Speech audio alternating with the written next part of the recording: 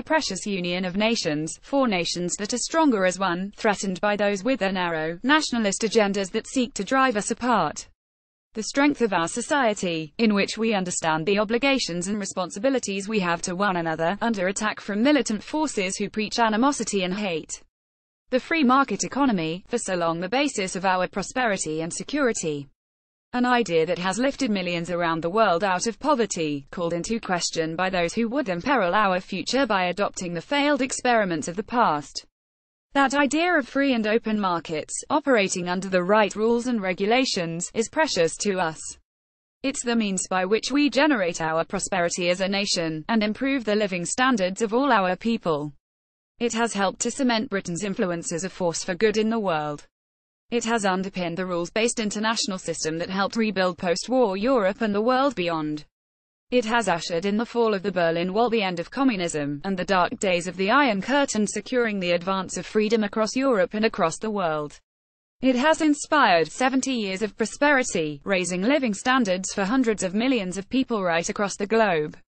So don't try and tell me that free markets are no longer fit for purpose.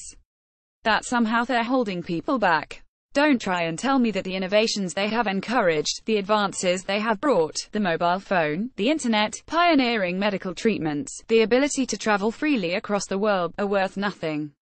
The free market, and the values of freedom, equality, rights, responsibilities, and the rule of law that lie at its heart, remains the greatest agent of collective human progress ever created. So let us win this argument for a new generation and defend free and open markets with all our might. So we have a big task before us. An agenda to follow. A duty to uphold. To renew the British dream for a new generation, and bring our country together again. For a country that's divided can never make the most of its potential. And we need to harness that potential if we're to compete and succeed in the years ahead. That's why where others seek to bring division, we must stand united. Recognizing, as Joe Cox put it, that we have more in common than what divides us. It's why I will always be proud to call myself a unionist, and proud to be the leader of the Conservative and Unionist Party too. Because that word means something special to me. It stands for this great union of nations that has so much to offer the world.